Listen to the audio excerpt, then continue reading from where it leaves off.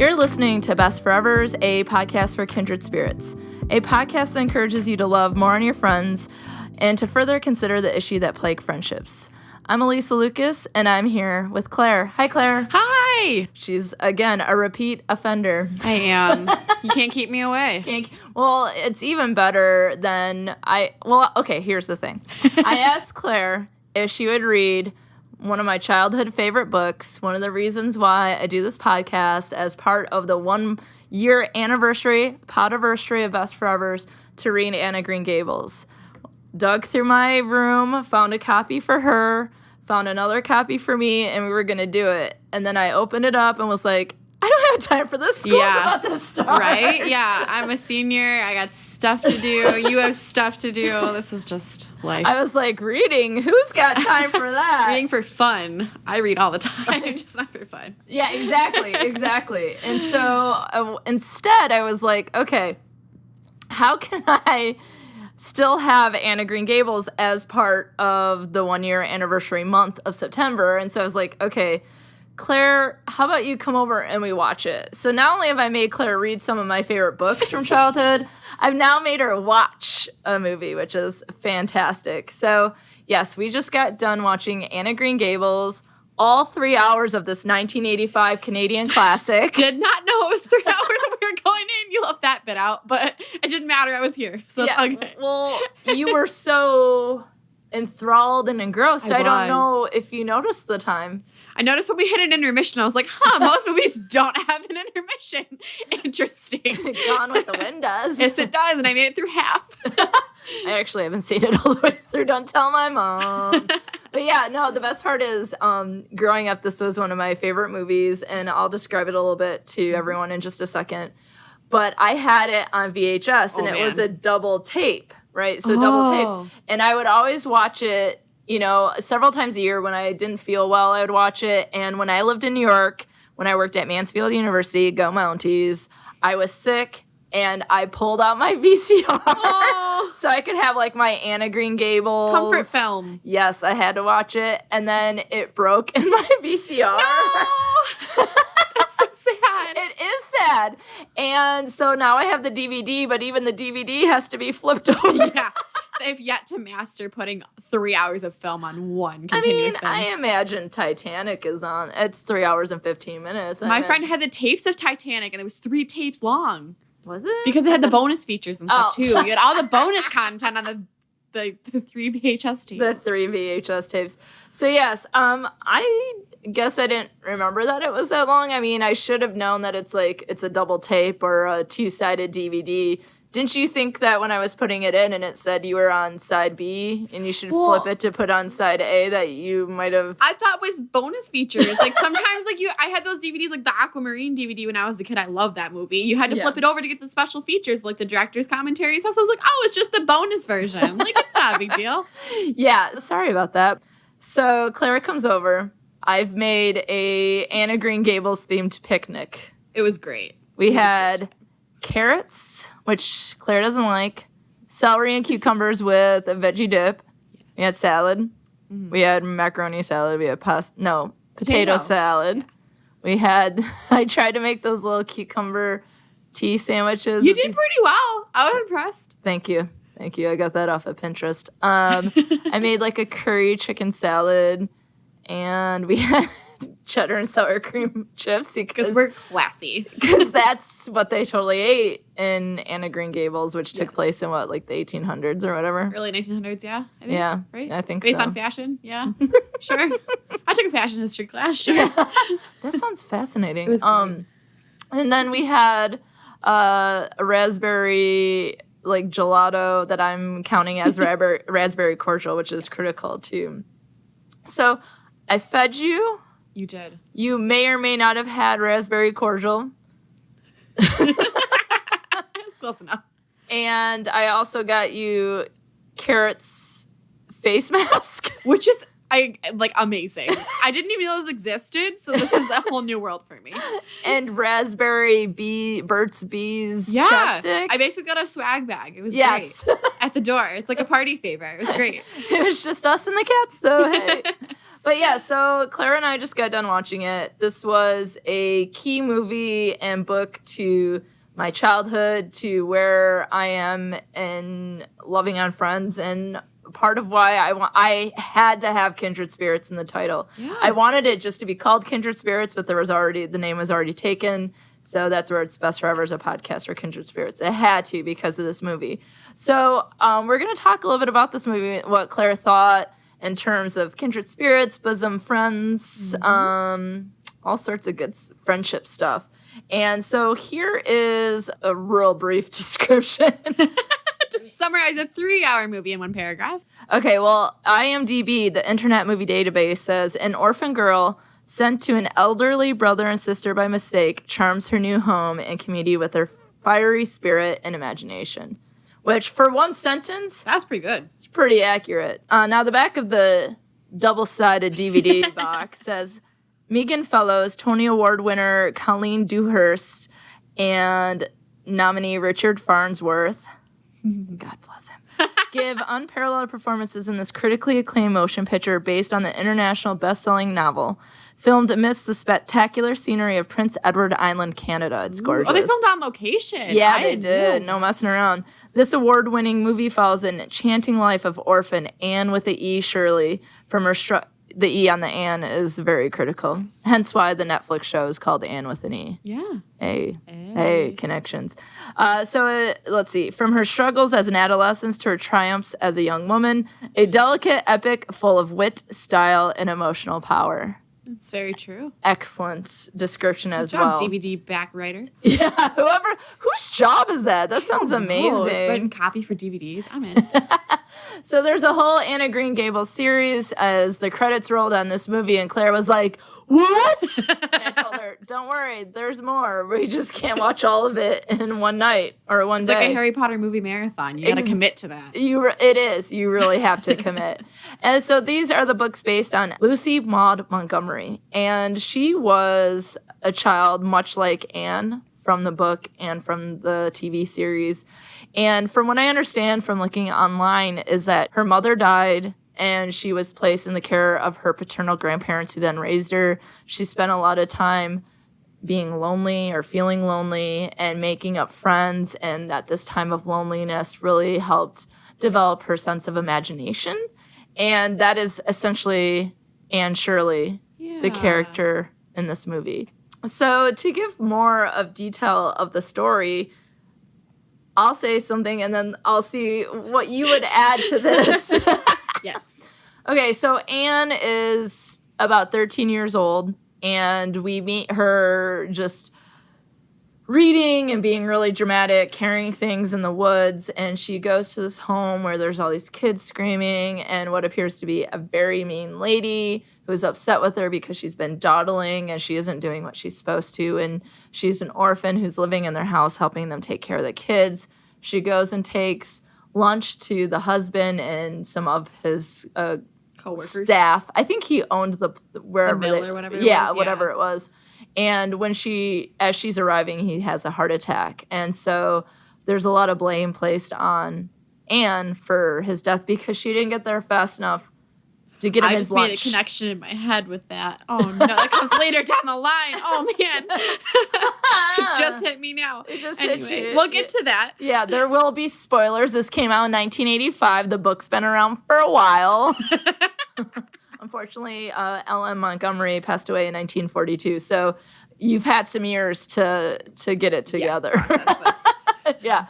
So she gets basically sent back to an orphanage, and she's there for a while. And then she goes off to meet Matthew and Marilla Cuthbert in Avonlea. And turns out they asked for a boy to help Matthew on the farm on Anne of Green Gables. Oh, well, Green Gables is the name of the place. Yes, is the farm, and then she becomes Anne of Green Gables. Spoiler alert. Didn't see that one coming with the title. Oh, yeah, you're right. Hello. Get it together. And so they're looking for a boy, and they send a girl, and all she wants is a home. She wants to have parents, or both her parents died from the fever. And she just has been at terrible home after terrible home, taking care of younger kids and doing all these things, and never truly being loved or being cared for or be treated kindly. So when she arrives to Avonlea, Matthew just doesn't say anything. He takes her home, and she talks like the whole way, just like all sorts of, why is this called the Avenue? Shouldn't it be called the White Winter? What, I don't know. Beautiful poetic term for this beautiful flowering place. I don't know. Yeah, she has so many just like ways that she said things, and just her imagination. I mean, she's very poetic, very flowery, very dramatic. The most poetic 13-year-old I've ever seen. Yeah, but also very dramatic. She does not like having red hair, and it is, what is it? One of the people that she lived with said, God gave you the red hair, and so she had never cared for him ever since. What is she? I had a direct quote. My red hair is my lifelong sorrow, and I just put, oh, honey, you got a long way to go. Yeah. Well, the thing is, when you're 13 and no one loves you, and you've been told that you're ugly and wiry and you have red hair like carrots, like she has not a lot of self-esteem. Yeah, exactly. So Marilla's not very happy with getting this girl when they wanted a boy to help with everything. And so she's put there on a trial run. And then after, I don't know what weeks, maybe? I would say a few weeks and some trials and tribulations, like dyeing her hair green because she doesn't. Seaweed. Yeah. Or whatever. Some magic tonic from a man on the road. I was like, what kid just takes, like, oh, I guess she's desperate. But, like, just some random man's like, hey, I can fix your red hair with some magic potions. It's called timing. Perfect timing is what it is. Impeccable. And then she gets in trouble at school and all sorts of things, but they accept her into her home. And so the book and the TV series is all about her being part of this brother and sister who have never gotten married, so they've always lived together. And, you know, I find it interesting now, like, when I thought about it, it was just like, oh, they must have never gotten married and decided to live together, but Marilla would have never probably been able to live on her own. Yeah, like, that would have been a scandal. So it makes more sense now. Yeah.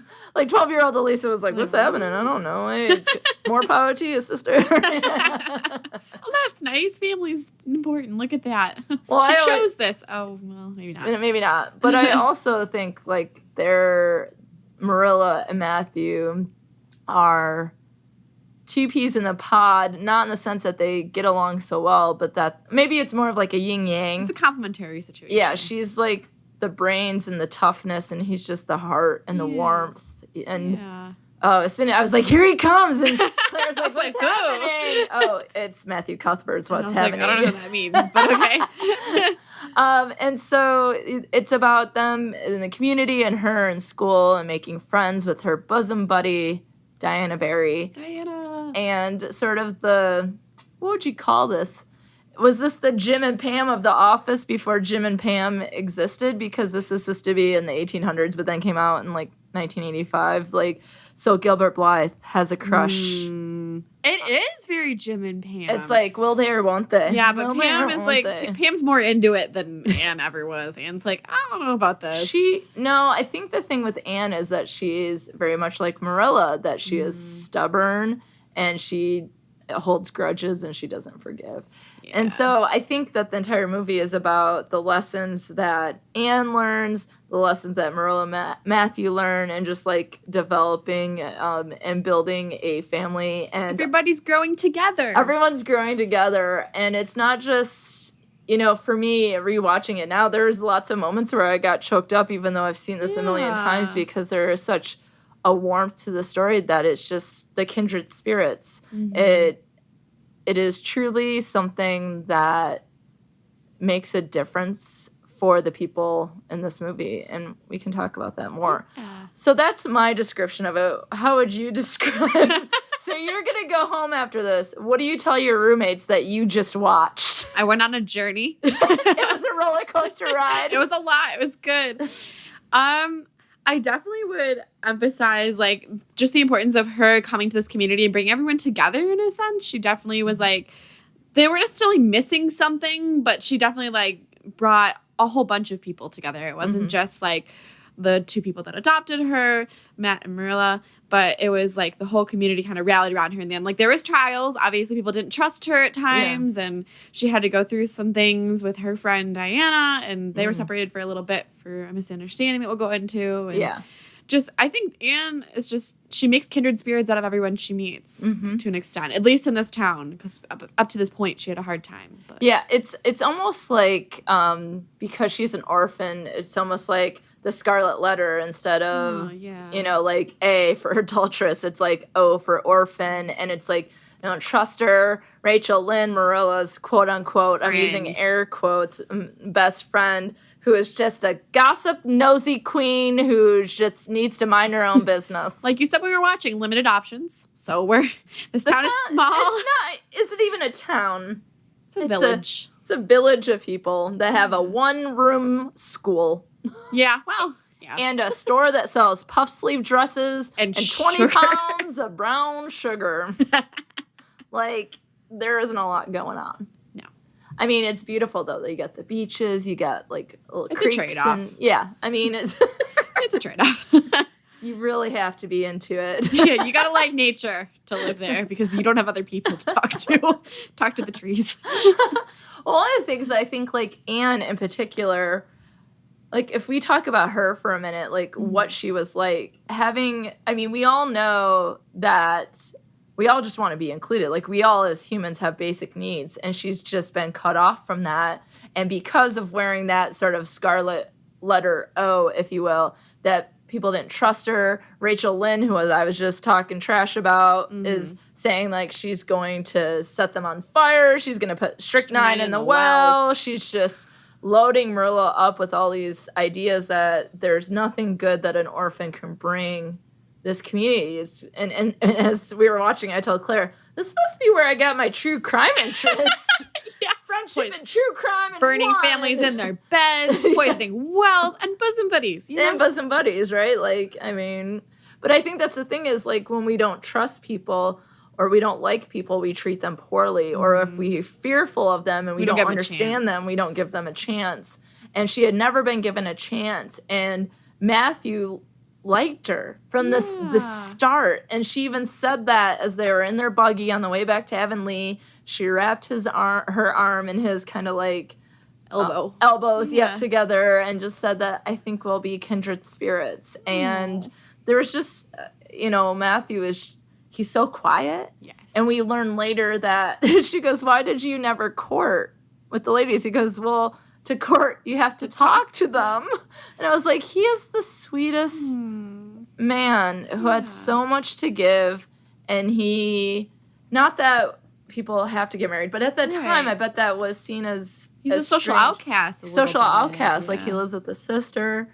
And so we learn that it wasn't something he was capable of doing, but he had so much to give, right?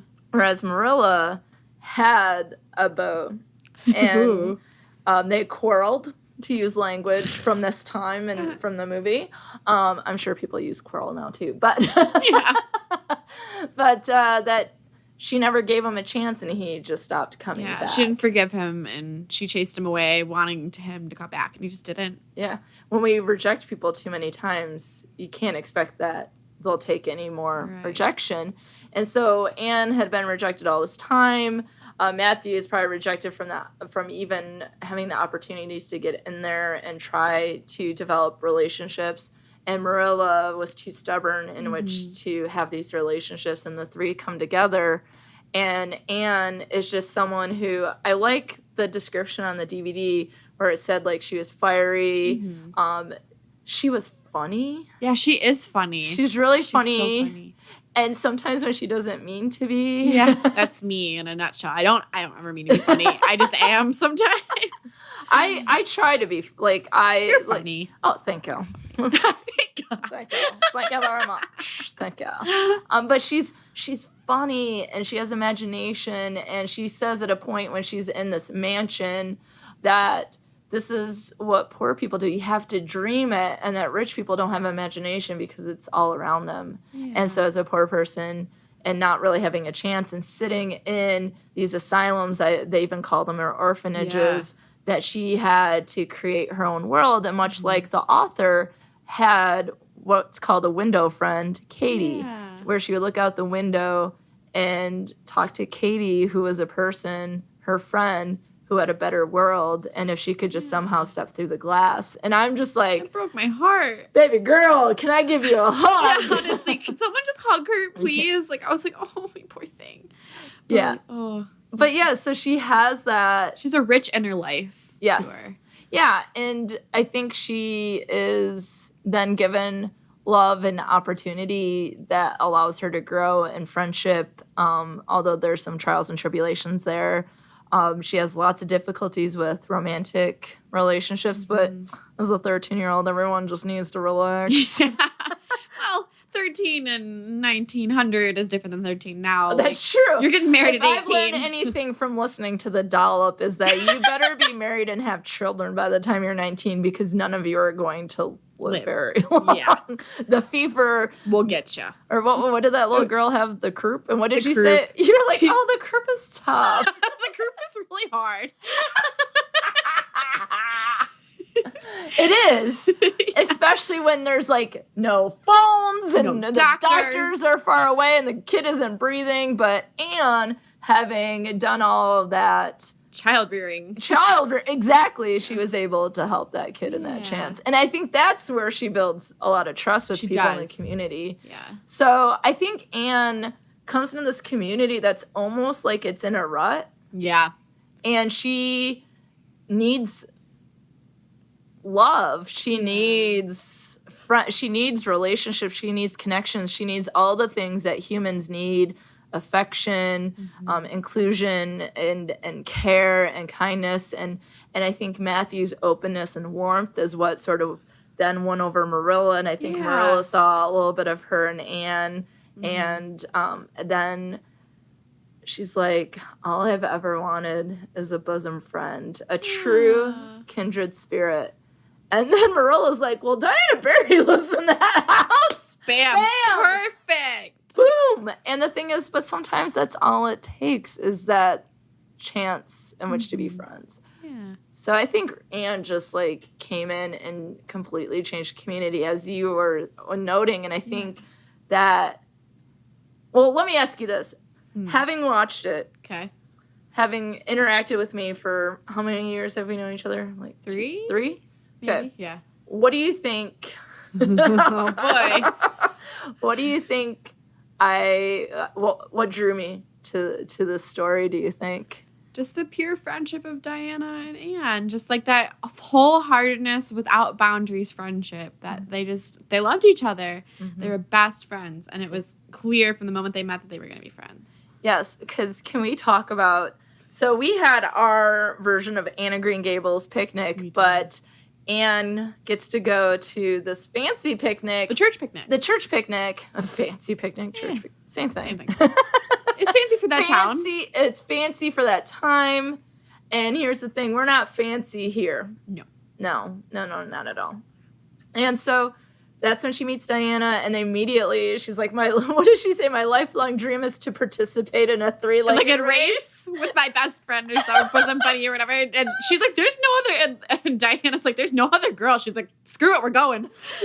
Well, the only other girl is Josie, who is essentially the Regina George of the 1800s. Ooh. The mean girl, the girl who's focusing only on her looks and is just kind of like, she's... got her hooks in, like, the one boy. Eligible bachelor in town who's 16, and we're like, oh. Yeah, everyone is kind of into him, and that is Gilbert Blythe. So this church picnic, trust. Gilbert Blythe is everything. And anyone who has seen this movie knows what is up. Yeah, honestly, I've been converted to the Gilbert Blythe fan club. I'm in. Sign me up. Where's my button? We should get buttons made. We should get buttons. Well, so she meets him at the church picnic. So this is a big day. Like the whole community is there. She meets her bosom buddy. And then they do the 3-legged race. And the 3-legged partner that Gilbert Blythe is with trips and they fall, and Diana and Anne win, and they beat all the boys. They beat the boys. I'm surprised they even let the girls participate. Yeah, I was shocked. Honest. Well, they're young enough that it's still acceptable. They're like, okay, they're 13, like that's fine. Yeah, that's fine. Yeah, because they're like rowing in boats and stuff like that, which I wouldn't have thought would have been considered to be ladylike, you know? Maybe for that community, because it's a more rural community, they don't have like the sophisticated city life. Like they kind of have to do more of that stuff. That's true. Like getting around and that sort of thing. There's buggies, maybe boats. There's another way. Horses and stuff. Yeah. I know nothing about farm life. I know. I'm like, they didn't have cars, folks. This is all we got. I don't know. And they're just, walking is a little much. But so it's a big day. They get the little, what do you call it? The ribbons. They got first place ribbons. Why were they red? I thought first place was blue. I know. Is this one of those color switch things? Like it changed over time? Is it one of those? I don't know. We're going to have to Google that. But at this picnic, though, when they beat Gilbert, and I think his name was Moody, like his last name was Moody, I think, he winks at Anne. He's like, hey, girl, wink, wink. And she gets very much like, oh, no, you didn't just wink at me. Who do you think you are? No. She thought that, and I can imagine that being very off-putting to someone who has not gone to school. She's just been merely help to families and things like that, and has never really... She doesn't spend time with her peers. She doesn't know anyone her age, let alone boys, to have like a crush on a boy. But there's something that I have to share with you, and I'm sorry to say this. What's up? Okay, let me say this, folks. We're going to have a little sidebar. So I asked you what drew me to this, and it is like the friendship, but it's the entire experience of that age and like the being included and the fact that she was trying to, like, she was a good person who needed to do better. Yeah, she just needed some polishing. She needed some polishing. And I always feel like I saw a lot of myself in Anne, like that sort of thing, like, where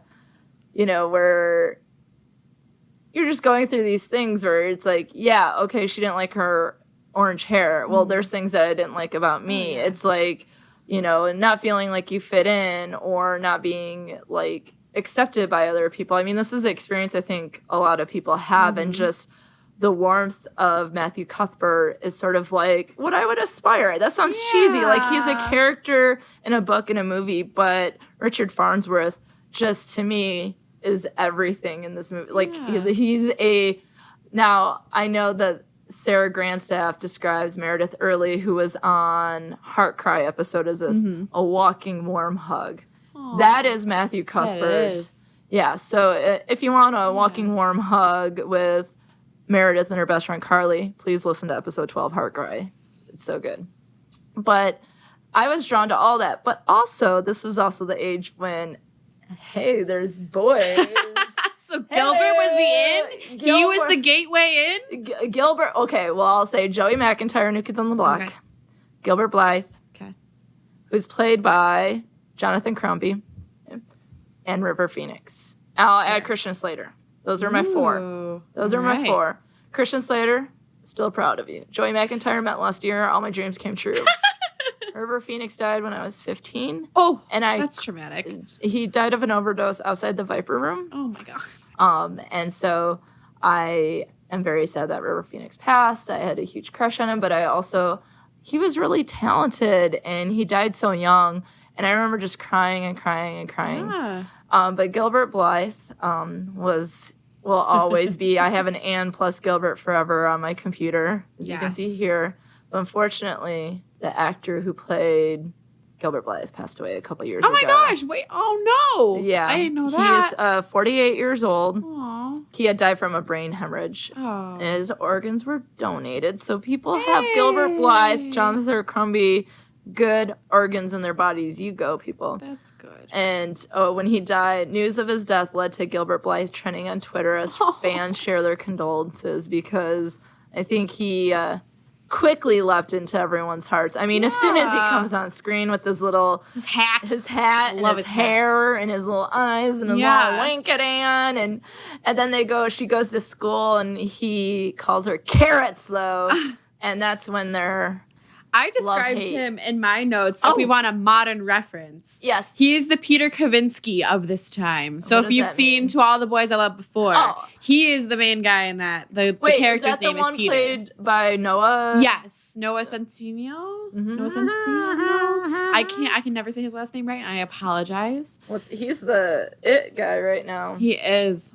Yeah, I just saw him in, it's Noah Centineo, it looks like. Yeah. That movie is great, by the way. I haven't read the book. How's the book?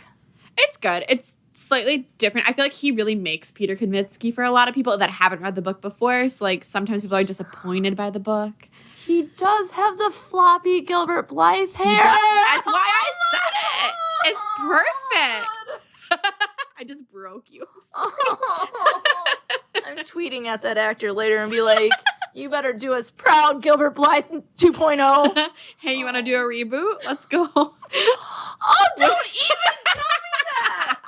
Who would be Anne with the E? I haven't watched. I haven't either. Yeah. Well, obviously, you haven't even seen I've seen it on the internet. People really like it. I don't know. Some people hate it, though. I haven't watched it. I think if you have time.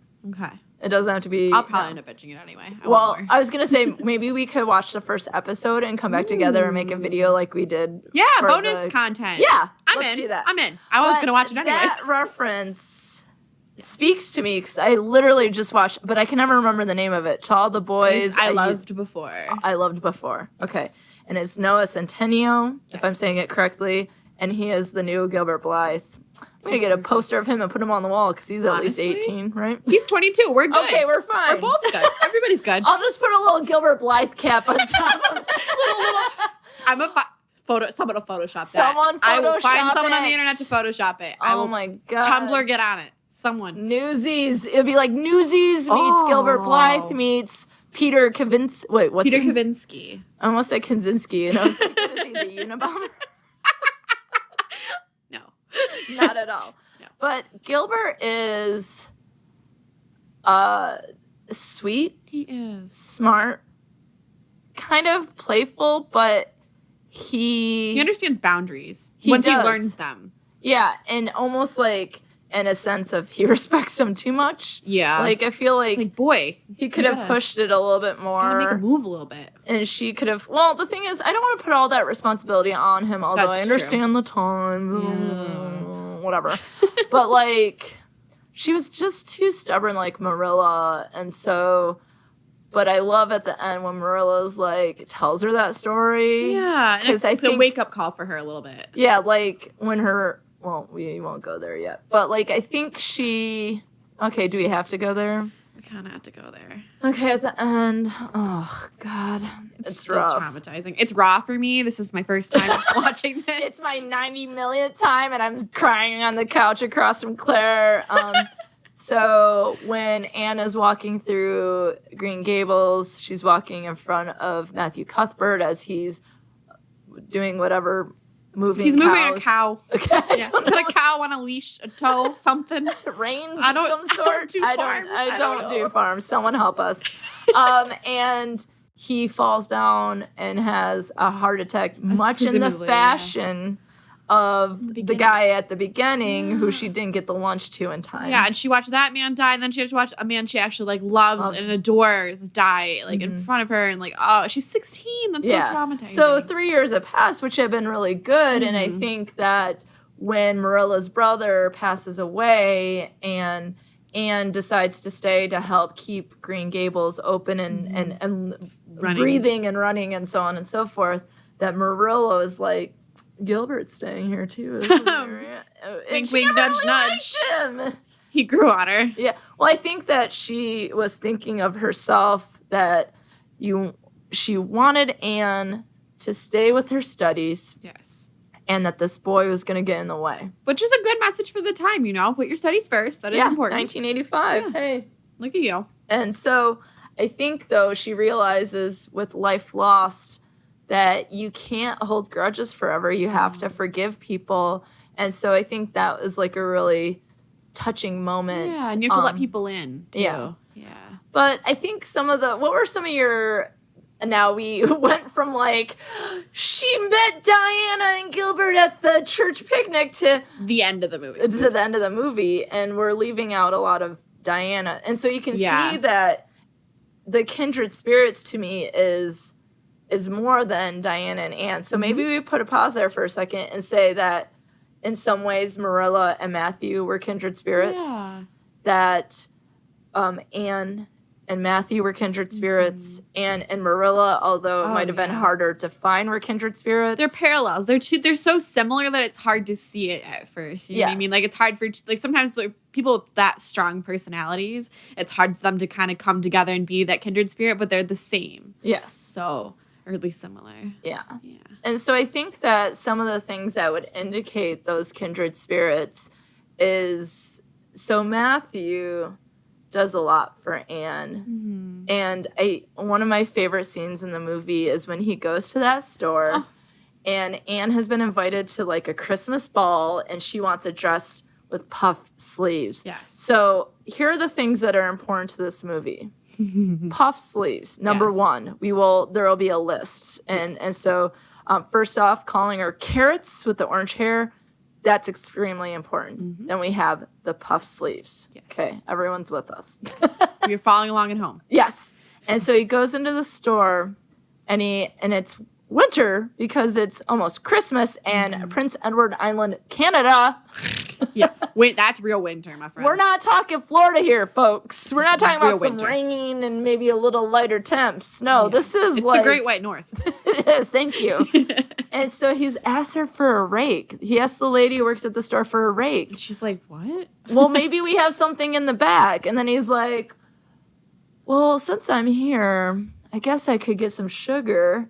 What kind of sugar? How much do you want? He buys 20 pounds of brown sugar. And then he finally asks her, he's like, I need a dress for Anne. On the sly, like whispering. And she's like, why didn't you say so? She's like, come up to the front window. And he's too embarrassed to do it. He just back.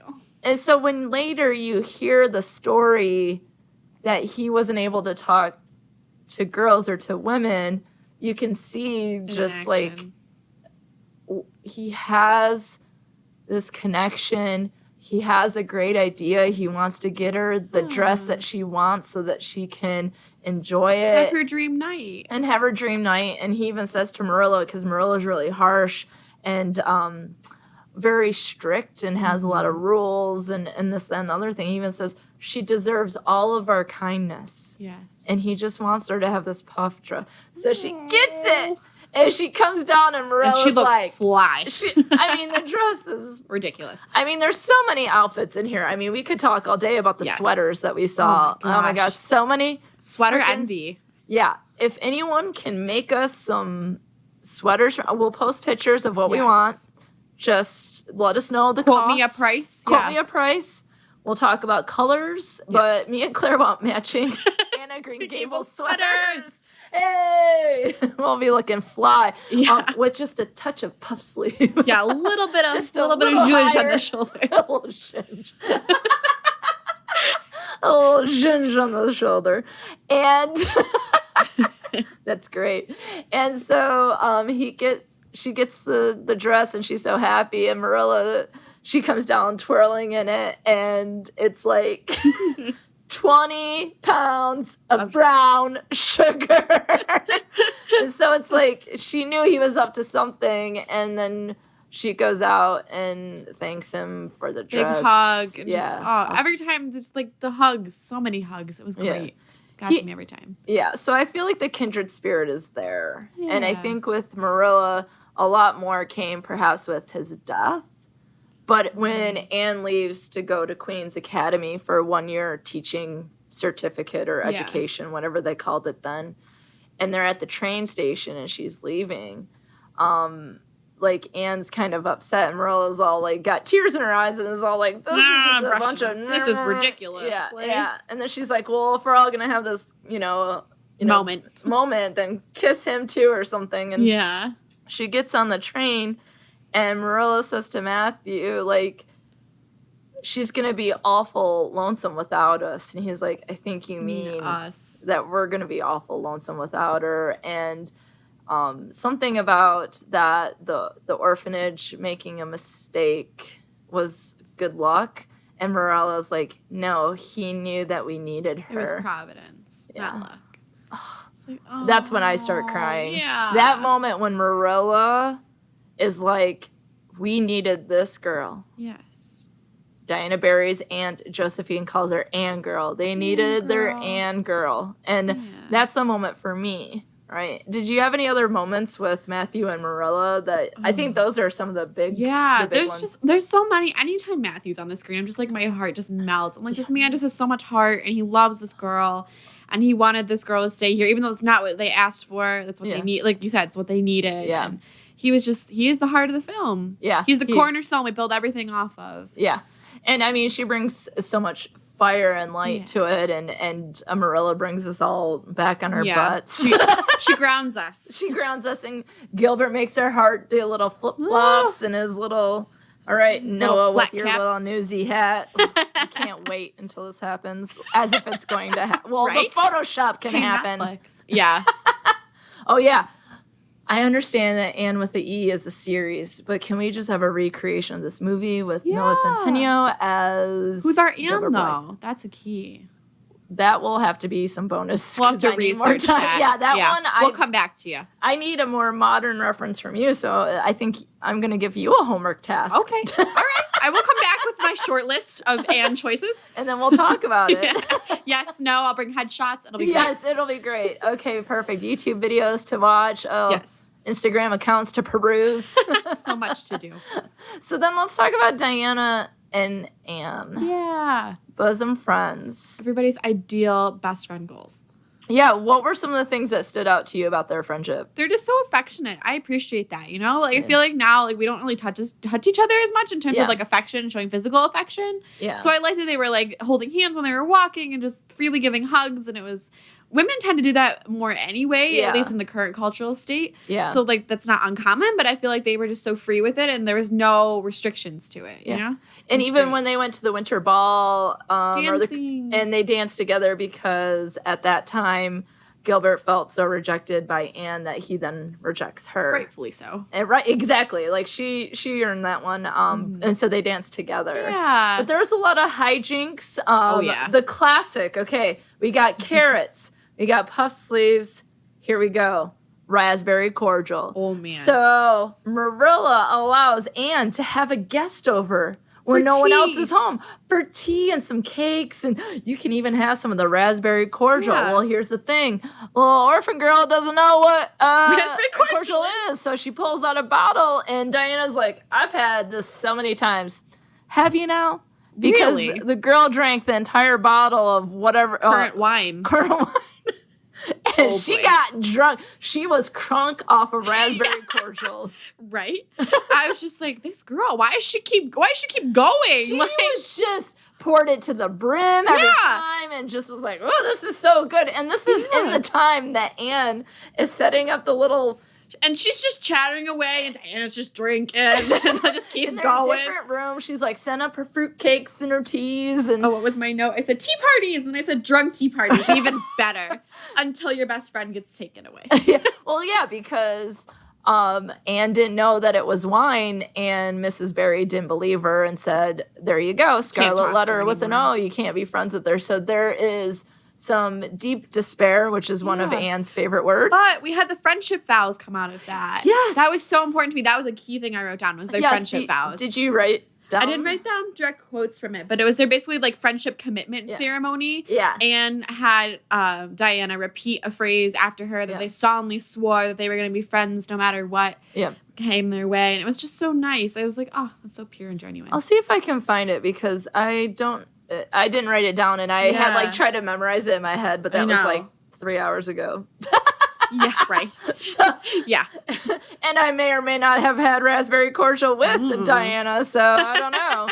So, yeah, we'll have to find that out. I'll bring that up in the introduction and a conclusion so that people can know that. Because I think that's really important is that a lot of times because we choose our friends and she was taken away because of a misunderstanding that we don't often commit to our friends. We think they're going to be there or they'll come back and that sort of thing. And I think through that trying time, a time of despair for Anne specifically, who is taken away from so much her entire life, to have someone so important to her. She finally got what she wanted and then had it taken away. All she wanted was a best bosom buddy. Yeah, all she wanted was her kindred spirit. Yeah. And she got that in Diana. It was an instant connection. I love it. They get into hijinks. Oh, yeah, right away. Right away, get into hijinks and the three-legged race. You got the raspberry cordial debacle. You have on the roof. On the roof. Oh, yes. Walking on the roof. So Anne gets dared to walk across the roof and she falls off and twists an ankle and they have to go through like the haunted forest and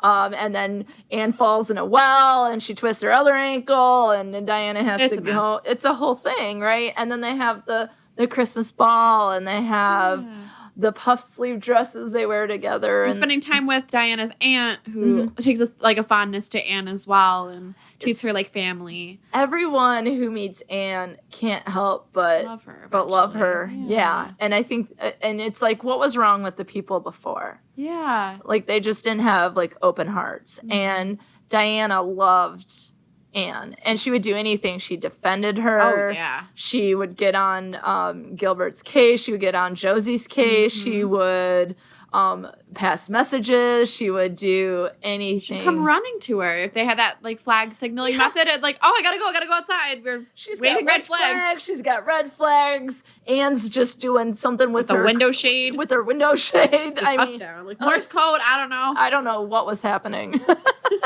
But I love when friends have things like that. Like, they're committed to each other. They call each other kindred spirits. They're affectionate with each other. They show that they love each other. They have a commitment ceremony. They defend each other. They will be there when needed. And there's a lot of sort of not even montage scenes, just quick scenes of them walking to show the change of time and season. And so it's just that they're companions and they're often laughing and chatting, getting in trouble in school. Right. And even as their lives change later, too, because Anne goes off to college and Diana's mother wants her to focus on being a homemaker, which is, okay, you know what? I mean, if it works for you, it works for you. Our feminism is inclusive. We include working women and housewives. We are all good. Yes, everyone. But, so even as that time was changing for them and their lives were changing drastically from each other, they still came back whenever Anne was home. They were hanging out and catching up and spending time together. I think that's important, that you're able to evolve together. Even if your worlds are changing separately, you're still able to come together. Yes, they're able to transition. And there's actually a couple key scenes that I think are really important. I mean, obviously the first one is when they meet. Yeah. And then obviously the raspberry cordial is like one of the most iconic scenes. Yeah, and the fallout from that too. The fallout and that Diana would risk getting in trouble with her parents to go and talk to Anne to tell her that she's cried and her mom doesn't understand and that she hopes that, you know, Anne that they can still care for each other and that sort of thing, even when cat hair on the mic. I was trying to be subtle. It's okay. We could cut that out. That was funny though. But she's even like gonna risk it and you know, getting in trouble and going to see her to tell her that she tried to let her mom know that it was a mistake and that she loves Anne and that sort of thing. And I think that is like defying other boundaries or rules or things to show that this relationship is important, I think is a grand gesture of some sorts. Right. The second scene comes near the end when Anne decides, she's talking about going, she got a scholarship and she's talking about going to college for 4 years. Girl. Yeah, and this is before Matthew passes away and she decides to stay at Green Gables and take on the teaching at Avonlea, which Gilbert gives to her. Yes, because she was originally going to teach at like the next town over or something, and he had the post there, but he talked to someone and they got to switch. So even though they weren't dating, he was always kind and a friend to her as well. But there's this scene where she's like, so you're going to go to school, you're going to forget about me, and And Anne says, no, I'll come back and you'll have married some dashing young man and be so busy with babies that you won't even have time for your former bosom friend. And she's like, it's unlikely because there isn't really anyone here. Right. And she's like, well, then I wish that there's someone here that you'll meet and fall in love with. And she goes, well, Gilbert Blythe is staying here. And she's like, and why would you say that to me? And she's still stubborn and has no interest. And she said, so then he's free game. Yeah. And then Anna's like, oh, shoot. Did you have a thing for him? Did you have a thing for him? And she's like, well, I never said anything because I thought my best friend was in love with him. Oh. And I was like, that's so nice. And so she cute. never treated her differently. Oh. She never was resentful. She did something that she thought was right because she thought her friend was in love with Gilbert and that she was going to step aside. Such like an unselfish thing. And because usually you get like the girls pitted against each other, like a competition for the boy. That was such a healthy way to deal with that, and it was so nice to see that portrayed in some kind of media. Well, I do think that there is the competition in Josie, so I think they still kind of place that women are competitive, right? But in no way not were within the Anne friendship. and Diana, and maybe that is something of kindred spirits. Yeah, that they're meant to be. And there's so many people that came into Anne's life, like her teacher, Miss Stacy, who is a kindred spirit, and Josephine Barry, who's Diana's aunt. She's just got a collection. She has a collection of kindred spirits, and isn't that all? Yeah, she missed that her whole life, and she got a whole bunch of them all at once. She's living her best life. She is. Well, it was in the 1800s. Hey, she's alive. So, like, you're living your best life if you're alive in 1900. Touche. What other thoughts did you have about the movie or about the relationships that we saw in the movie? It was just also warm, like you said. There's just a warmth to that movie, and it's really enjoyable to watch something that feels like it feels good to watch it. Like a lot of stuff now that you watch is really dramatic, and there's always a sad twist. And like, yeah, there's sadness, but there's warmth with the sadness. Like we recover from it. It's not a bleak despair, dark place. It's a very happy place. And it's interesting that you say that because there is a lot of scandal going on TV shows and just making things like super dramatic. And Anne was dramatic in the words that she used and had a little bit of angst when she came in. But like we said earlier, she just needed some polishing. Yeah, and she's funny. She's so funny. She's so smart. Just whip smart. Smart, funny, fiery, kindred spirit to all. Yes. And so, yeah, I mean, she was super funny, and she used her words in a new and more like sophisticated way than just being like over dramatic, what she was from the very beginning. And so, in some ways, there is trauma because she just gets into these hijinks. Like seriously, she just welcomes trouble. It seems to follow her. And she embraces it at the same time. It's not just it follows her. She leans into trouble. She's like, you know what? We're going to go with it. For example, like when they do their Viking funeral. Oh my gosh. What was that? What did you call it? It's a Viking funeral. I was completely kidding when this came on the screen. They were like setting up a boat, and like a Viking funeral is like you send the boat out to sea and you light it on fire. And I was like, what's happening? And then they did that. And then they pretended she was dead in the boat. We didn't light it on fire.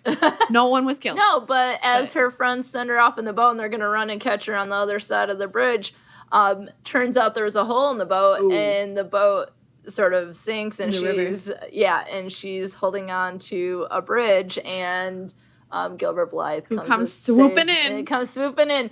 And what I love about it, and I said this to Claire when we were watching it earlier, when she's like super dramatic, she says to Marilla, it's super romantic to think that you would be saved while drowning. And then you got your wish, girl. You got it. And then she still kind of was standoffish to him. So even though she got her big romantic fantasy, she still was like, I don't know about this.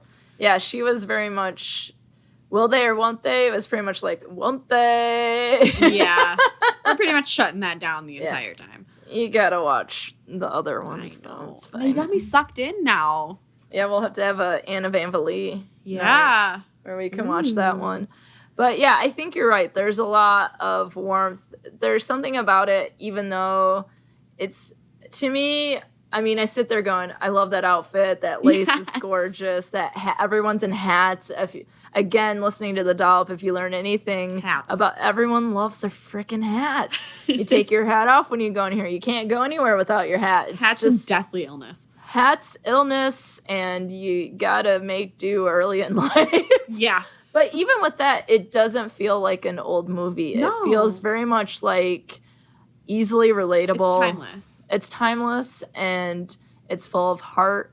And I think that it is definitely worth more than one viewing. Oh, yeah. There was so much happening. I mean, it's 3 hours worth, so you gotta pace yourself a little bit. But you're gonna throw that in my face for the rest of my life? Hey, it was 3 hours. You get on me about my book link, so I can get on you about this. You did.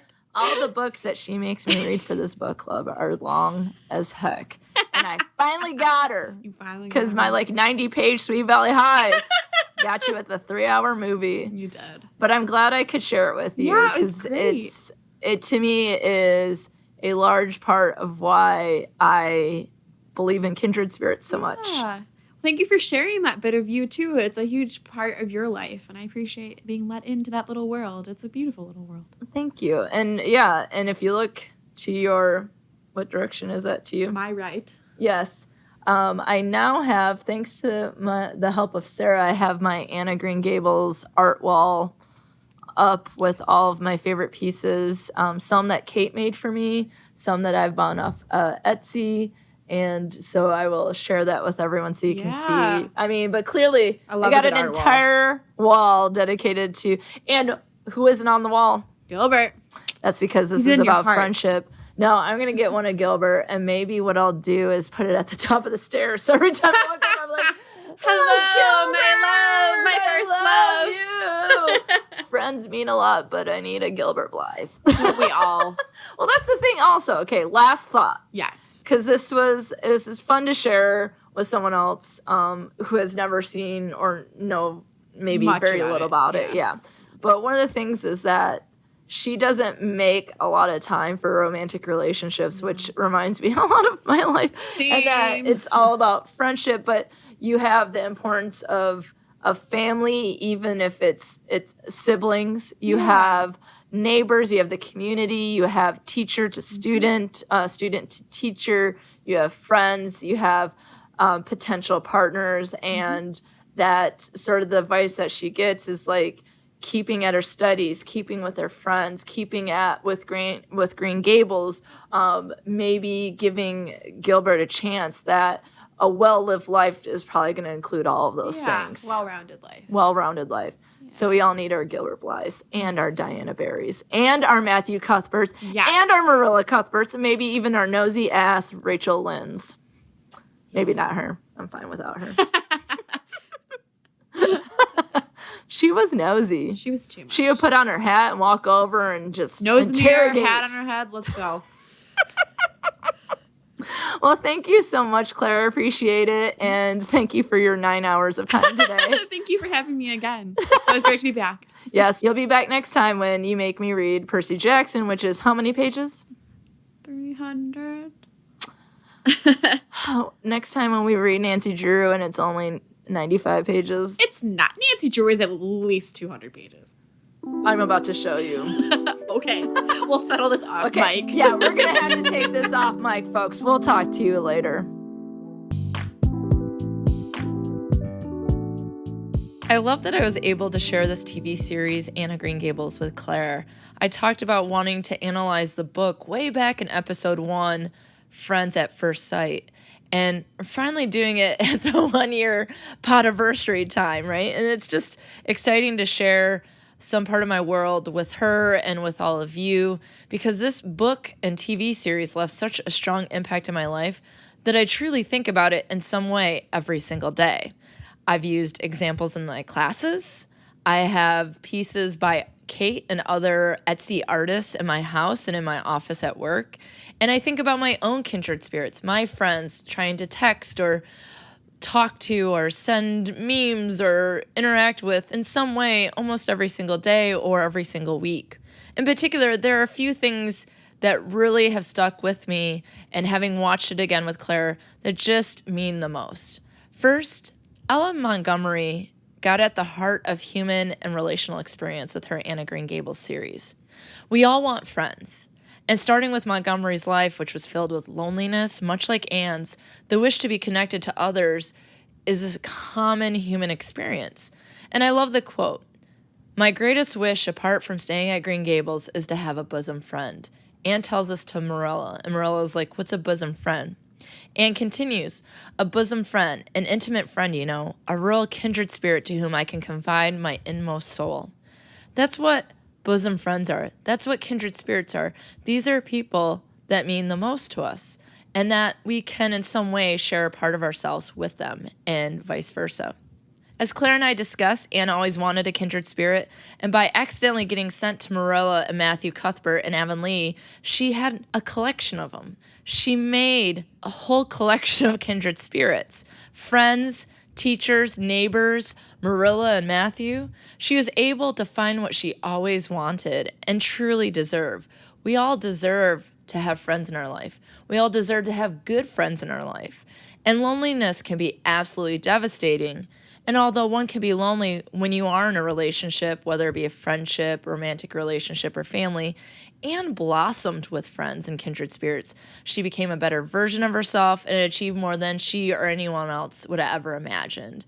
And I think that that story of coming from being an orphan and unloved to someone who thrived is a real, I don't want to say underdog story that we can all get behind, but I think that Anne's life and experience certainly was her own. But we all do better when we have the connections in life that mean the most to us, that we can all thrive and blossom and be our best versions of ourselves. And I think that's what Anne of Green Gables really showcases, that human and relational experience that we all want and that we can all find in our lives. Second, kindred spirits, which can also be defined as, quote, a person whose interests or attitudes are similar to one's own, can be found in friends and in a whole host of other relationships.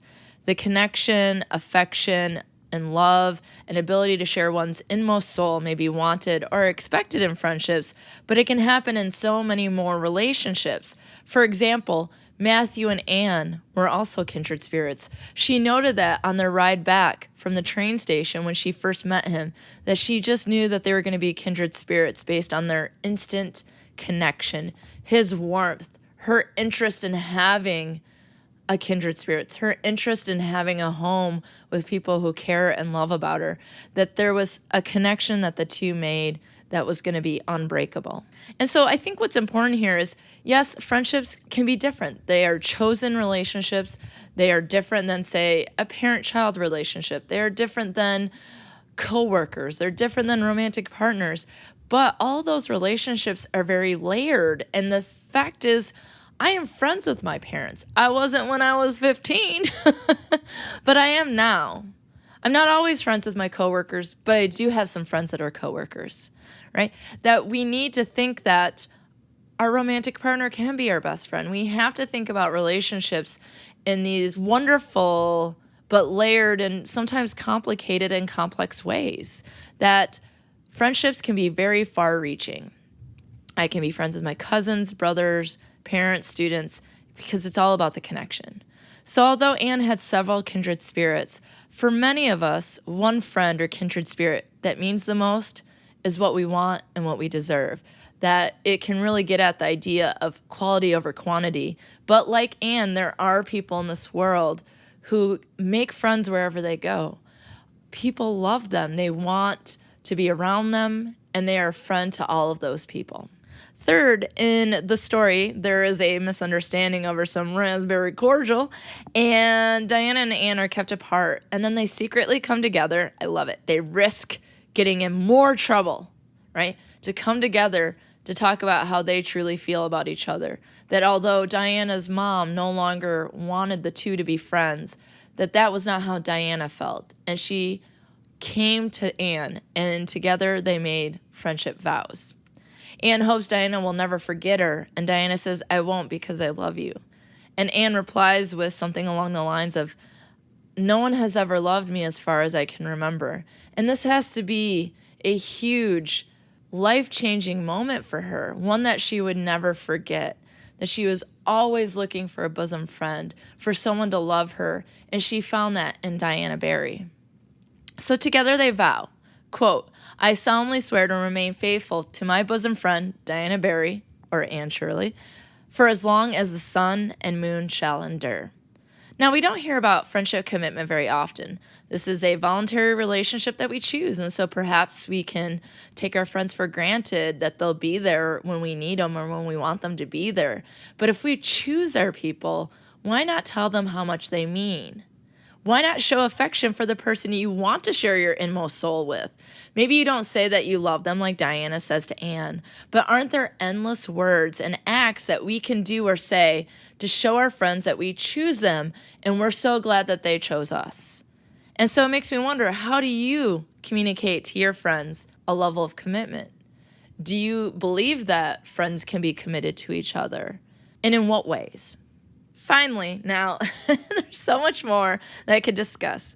This is truly one of my favorite stories of all time. It is cherished in my life, and it is it's so much of what Best Forevers was supposed to be, and has become, that I can't even put into words how much of an influence this particular story has on me and what I do every single week on this podcast. So there is so much more, but I'll extend in a future episode because Claire and I have some reading to do. But I feel like the story covers the entire human experience, and I wanted to talk about that.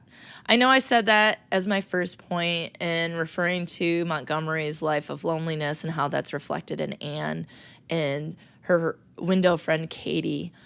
But overall, the story does cover the experience of life. And that spoke to me as a child, and it still speaks to me today. The loneliness, the rejection, need for affection, love, timing of the people who come and go in our life, learning, conflict, misunderstanding, getting crunk on raspberry cordial, crushing on other people, the loss in life, companionship, growing, being better, trying to be better, getting hurt, hurting others, the uncertainty, the changes of life that come and go, the ebbs and flows, and how our path in life can take so many twists and turns. And you know what? Even the gossip, that gosh darn Rachel Lynn just needs to keep to herself. But this is the life. This is life, and it's presented in the beautiful world of Avonlea and Prince Edward Island. And still, friendship is what holds it together. And so much when we hear and see stories, those things of life are included, but friendship is often not. And so that is one of the things that speaks to me. It's imprinted on me. It is my passion. It is why I do what I do. That life is life, and friendship is what holds it together. And I'll say it again, that to me, this series also reminds us how important friendship is. But as we learn lessons along with Anne all the way to the end, with Marilla's lessons and Matthew's lessons and so on and so forth, that life is about it all. We have to figure out how we reach and connect with family. What does family mean to us? How do we enact family every single day? What about the things that we want to do? School, work, hobbies. How do we bring those things in our life? Do we take a chance? Do we have opportunities? Do we create opportunities? And we have to think about love. Gilbert Blythe. Those are the two words you need to hear. He has set the standards high, my friends. Well, actually, L.M. Montgomery's writing of this character and then Jonathan Crumby's portrayal of Gilbert Blythe just brings this character in front of your face, and it really showcases the idea of the twists and turns of relationships, but also you have your friends to rely on, and that sometimes we might have some issues that we need to deal with ourselves, because we can get in our own way, as my friend Bia likes to say. We can get in our own ways that we don't achieve things, we don't go after things, we don't take a risk. And that is something Anne never did, at least in Anne of Green Gables, was take a risk on Gilbert Blythe.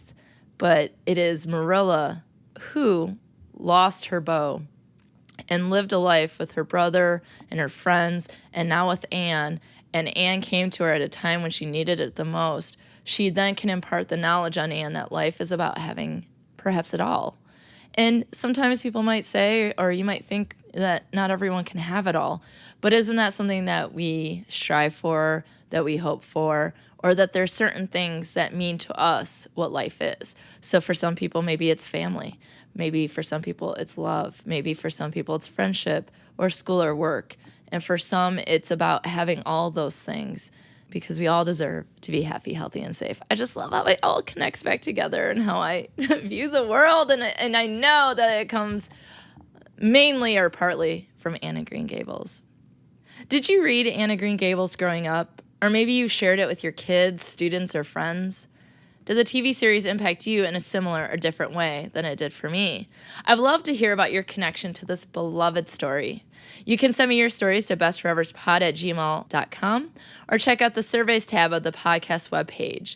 Now keep in mind, I'm not nosy. I just love to geek out on friendship, as well as I need to know everyone's experience with one of my favorite stories. I need to know if there's anyone else that can join my Raspberry Cordial crew. I need to know if anyone wants to join the campaign to have Noah Centennial play Gilbert Blythe 2.0. I need to know if there's anyone out there where we can go get some puff sleeves together. I need to know this, folks. So there will be a future episode that dives more deeply into the books and the lessons learned from Anne of Green Gables. And I'd love to hear your stories and love for Anne with an E. And y'all, it's nearly my 1-year anniversary. September 30th is the day, 1 whole year of podcasting. I can't believe that a year has passed. That a year ago, I interviewed Kate for my very first episode and talked about our friendship origin story. And the good news, we're still friends. We're still going strong, even though, if you recall from episode 1, I didn't really remember Kate the first time we met. But 22, 23 years later, we are still strong friends, and soon she'll be back on the podcast so we can talk about something that we love a lot, and that is Lifetime movies. So stay tuned for that. And my friendship research hero and I sat down for a conversation I am so excited to share with you. This will be the Podiversary episode with Dr. Bill Rollins. Now, that name might sound familiar to you because I talk about his work a lot and have throughout the podcast. And if you're like, I know you've talked about some research, but I didn't know who it was. Well, this is the guy, and he is one of the loveliest, most passionate people who loves Friends as much as I do. And I truly feel that me and Bill Rollins are kindred spirits. And I can't wait for you to hear that episode on September 30th. Actually, it'll come out on the 28th because we come out on #ForeverFriday. Now, as part of my Podiversary episode and month, there are a couple things that I'm looking for. One, if you've enjoyed Best Forevers, you've been on the show, you've listened to it, you have something to share about it in terms of celebrating 1 year, then please send me your message to bestforeverspod@gmail.com. You can also send audio clips, or you can send questions that I'll answer, and I'm going to do a bonus Podiversary episode besides the one with Dr. Bill Rollins. And so I would just love to hear and celebrate with all of you, my friends, my kindred spirits. And also, in addition, I'm looking to raise money that will go towards putting buddy benches into schools. And this is something I also talked about in episode 1. So my first buddy bench was donated to me. I need to give it some tender love and care.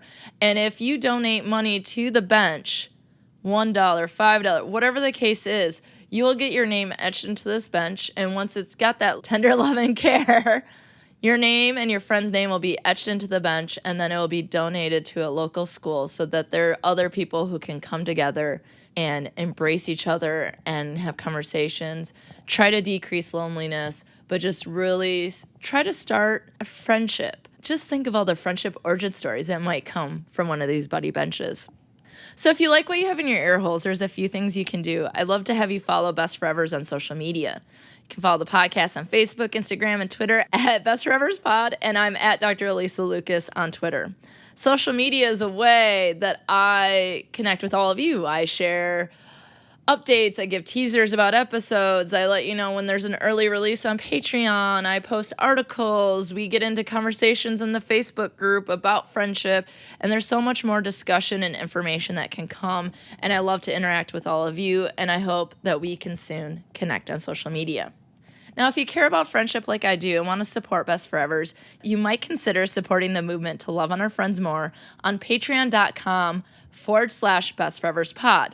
There's lots of cool perks and goals. You want to check it out. I would love to call you my friends with benefits. So if you're interested, come join me and Best Forevers on Patreon.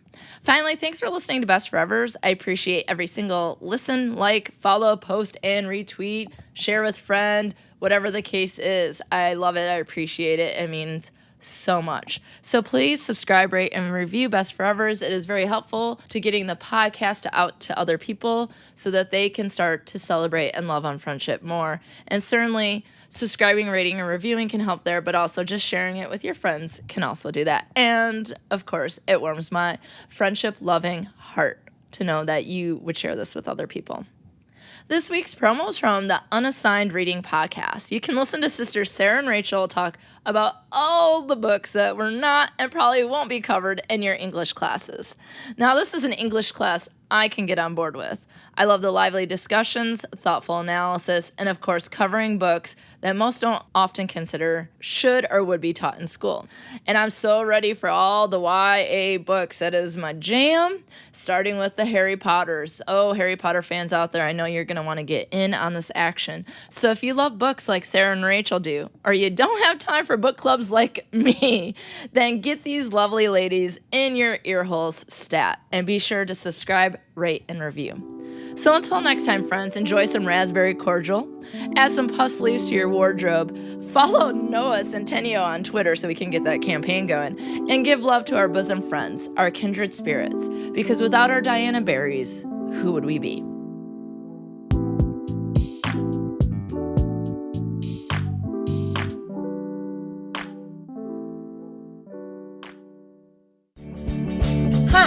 Hi, I'm Sarah. I'm Rachel. We're sisters. And we like to talk about books. But not the kind you talk about in English class. Sci-fi, fantasy, YA. All the good stuff. You like Harry Potter? We've got you covered. Just don't tell the Ministry of Magic. We might be breaking the Statute of Secrecy. How about Frank Herbert or John Scalzi? Don't forget Octavia Butler, Laini Taylor, Rainbow Rowell, Marie Lu. Hey! Don't give all our episode ideas away. Alright, I guess you'll just have to listen to our show to find out more. Unassigned Reading. We discuss the books you're never going to talk about in English class.